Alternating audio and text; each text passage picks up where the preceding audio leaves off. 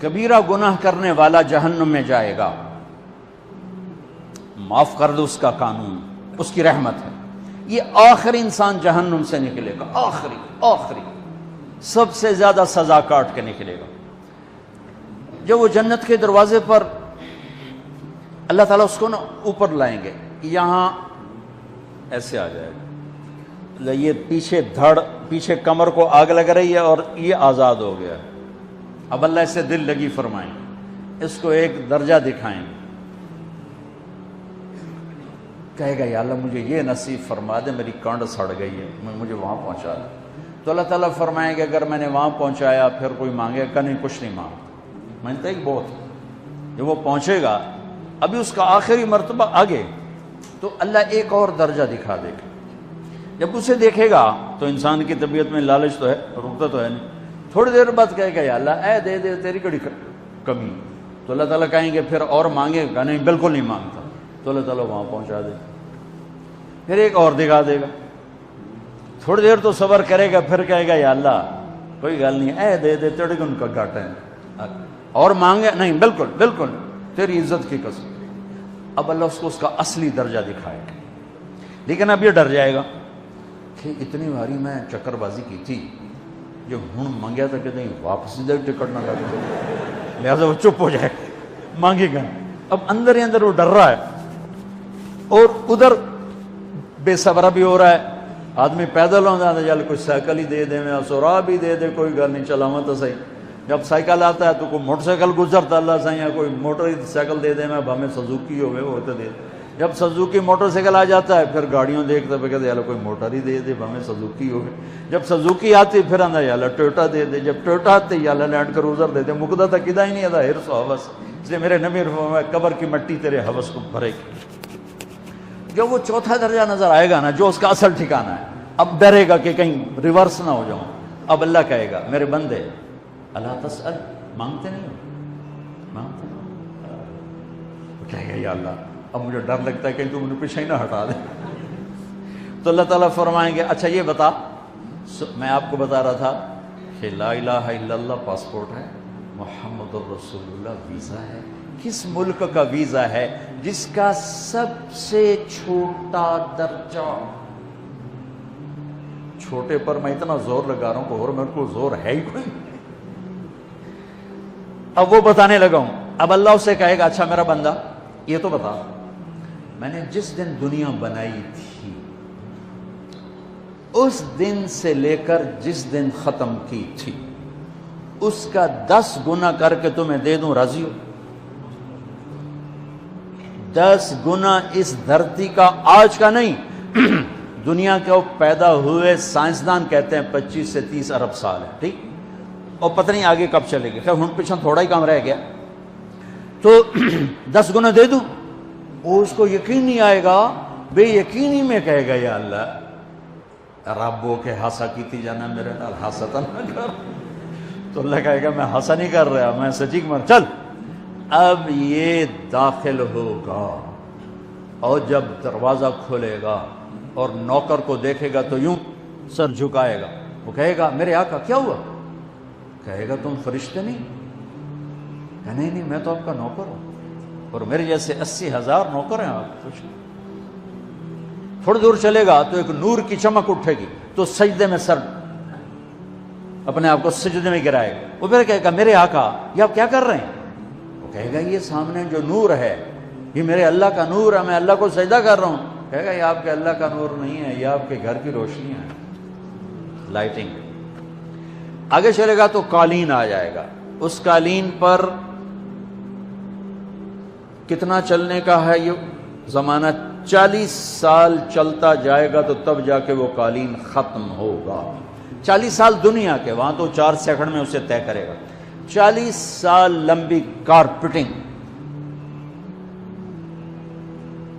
نوابہ بہاولپور نے انڈیا سے بزرگ کو بلوایا تھا تو ان کے لیے کارپیٹنگ کی تھی، اسٹیشن سے لے کر محل تک، تو سارے ہندوستان میں غلغلہ مچ گیا، شور مچ گیا کہ نواب بہاولپور نے اتنا 4 میل لمبا قالین بچھا دیا۔ ادنا جو سب سے آخری لتر لتر کھا کے جنت میں جائے گا اس کی کارپیٹنگ 40 سال، آگے 80,000 نوکر، میں ابھی میں آیا ہوں تو یہ پھول لے کے کھڑے ہوئے تھے، وہ سارے پھول لے کے کھڑے ہوں گے اور کہیں گے اما آن لسیدنا ان نزورہ، ارے ہمارے آقا سارے جنتی جنت میں چلے گئے، آپ کدھر رہ گئے؟ ہم تو حضرت سکنے پہ گئے، وہ کہ شکر کرو میں آ گیا جب میں بڑے لتر پہ بڑی دلائی ہوئی جو میری تو انہوں کیا پتہ تیرے کی فرشتیاں مار مار تباہی پھیر چھڑ گئے۔ 80,000 نوکر، کوئی تنخواہ ان کے ذمہ نہیں، سب اللہ پر پوری کرے گا، کھلانا پلانا سب اللہ کے ذمہ، پہنانا سب اللہ کے ذمہ۔ ہاں تمہیں پتہ ہے جنت میں قد کیا ہے؟ 130 فٹ، 130 فٹ۔ آدم علیہ السلام کو اللہ نے 130 فٹ کی ہائٹ پہ بنایا تھا، ہماری اماں جان بھی 130 فٹ کی تھی۔ یہ بات تو شاید آپ سب کو پتا ہے کہ یوسف علیہ السلام دنیا میں سب سے خوبصورت مرد آئے، یہ بات شاید بہت سوں کو پتہ نہ ہو کہ اس کائنات کی سب سے خوبصورت عورت حضرت حوا ہے۔ حضرت حوا سب سے حسین عورت، وہ بھی 130 فٹ کی تھی۔ جب جنت میں جائیں گے تو اللہ کے فضل سے اس قد کے ساتھ نہیں جائیں گے، یہ تو قد ایڈا سارا ہے، اور جنت کی حور 130 فٹ، تم گئے 5.5 فٹ، تو وہ جج پا کے پھر دے اب وہ 130 فٹ ہائٹ ہو اور ڈاکٹر یوسف 5.5 فٹ دا اندر گیا تو وہ جج گم ہو جاؤنا، اس جگہ میرا ہسبینڈ گیا کہ دیکھا بے پاسے سجے پاسے جولی ہے جو مغرور۔ تو 80,000 نوکر کہیں گے کہاں رہ گئے؟ وہ کہے گا شکر کرو میں آ ہی گیا جائے۔ پھر جب یہ میدان میں اس کو بٹھائیں گے، 80,000، ایک ہاتھ میں برتن ایک ہاتھ میں پیالہ، 80,000 ڈرنکس اور 80,000 کھانے، یہ کھائے گا پخانا نہیں، پیے گا پیشاب نہیں، کھائے گا لذت میں کمی نہیں، پیے گا لذت میں کمی نہیں، کھانے کا نظام الگ ہے، پینے کا نظام الگ ہے۔